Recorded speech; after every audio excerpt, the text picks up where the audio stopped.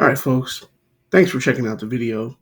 I want to talk today about the news that broke early this morning, April 24th, 2023, that Tucker Carlson is no longer at Fox News.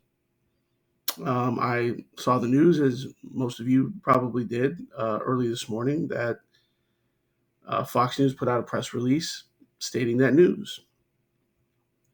Now, we still don't know at this stage exactly why that move was made. We can, obviously surmise based on some things that we've seen, but some information here from Zero Hedge that says Tucker Carlson fired by Lachlan Murdoch. Here's what we know. After an entire day wondering why in the hell Fox News would can the highest rated cable news host in the world ever, the New York Times comes out with this. The decision to let Mr. Carlson go was made on Friday night by Lachlan Murdoch, the chief executive of Fox Corporation, and Suzanne Scott, chief executive of Fox News Media. According to a person briefed on the move, Mr. Carlson was informed on Monday morning by Ms. Scott. Another person briefed on the move said. Why? The power that Mr. Carlson, 53, wielded outside Fox News could not insulate him from a growing list of troubles inside the network related to his conduct on and off the air, some of which had been grating on Mr. Murdoch and his father, Rupert Murdoch, the chairman of Fox Corporation, who co-founded the network in 1996, according to the two people with knowledge of the company's decision. So, very interesting. Obviously, Tucker is the number one cable news host in the country. He has the biggest show. He gets the highest ratings and really has since he's had that show. And then obviously millions and millions of more people, probably more people than watch him on the air, watch him on YouTube, watch him on the Fox News website, on Twitter, all sorts of things. So his voice is wide and far, in the United States. So from DC Drano here on Twitter, he says, Tucker's opening monologue calls out mainstream media's role in pushing the COVID vaccines, despite their high risk for serious side effects and death. Today, Tucker is no longer with Fox. This is the power of Big Pharma. So I'll play the clip here, and you can judge for yourself. Welcome to Tucker Carlson tonight. Sometimes you wonder just how filthy and dishonest our news media are.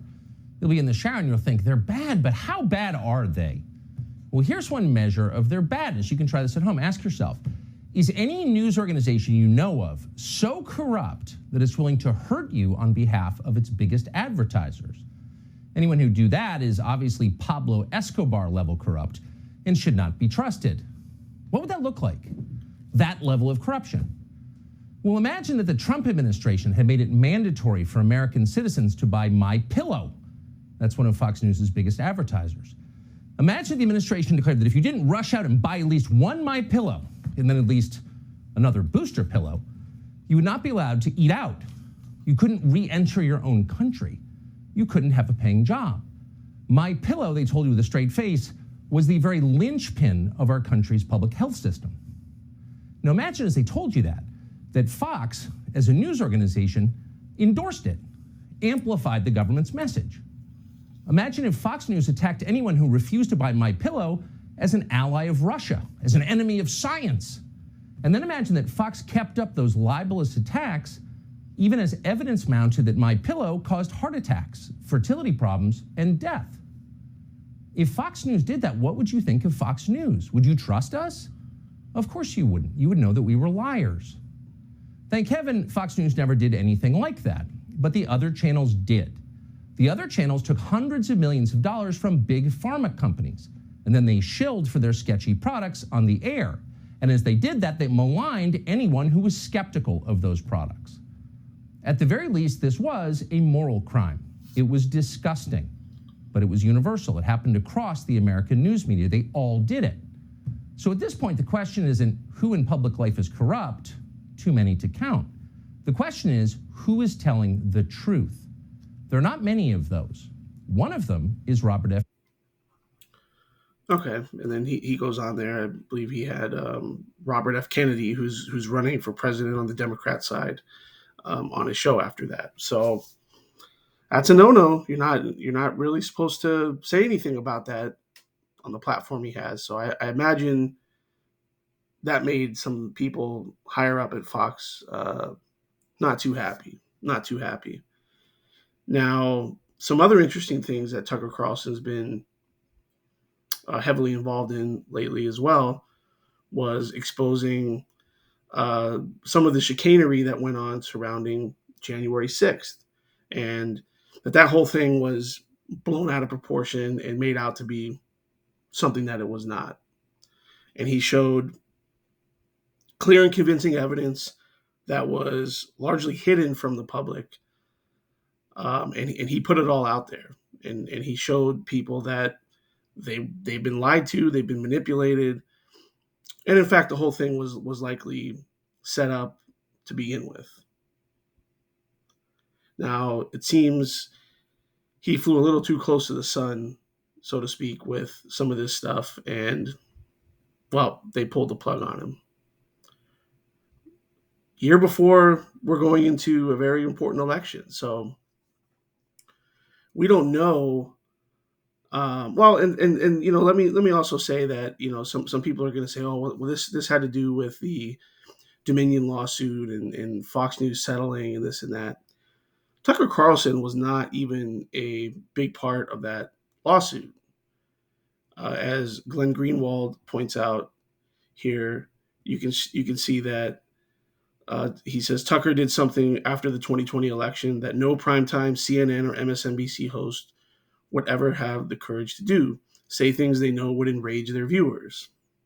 Well, I don't know. I don't know if it would enrage people, but he said Sidney Powell had no evidence for her claims. So Tucker Carlson wasn't just going with every theory out there about what happened in that election. He was very careful and very measured about what he said. He still had some questions and he still had some concerns, but this particular one, which was involving Sidney Powell and some claims she made against Dominion, he had some questions about, and he was very clear about that. So I don't think that this had anything to do per se with that lawsuit, which a lot of people are saying, but I'm discounting that. Now we saw the entire DC establishment come out and say that Tucker Carlson should not be allowed to expose what went on January 6th, not too long ago. Okay.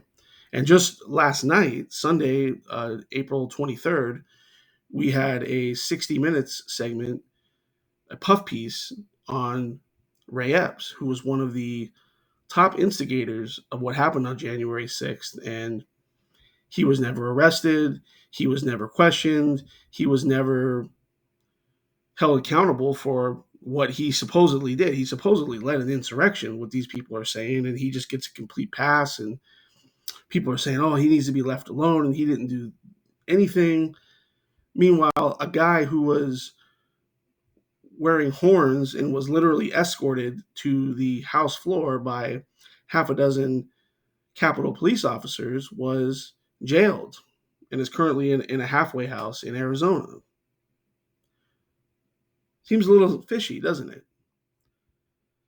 And word on the street is Tucker was going to cover the Ray Epps situation, and Fox News didn't like it. And, well, there you have it. So,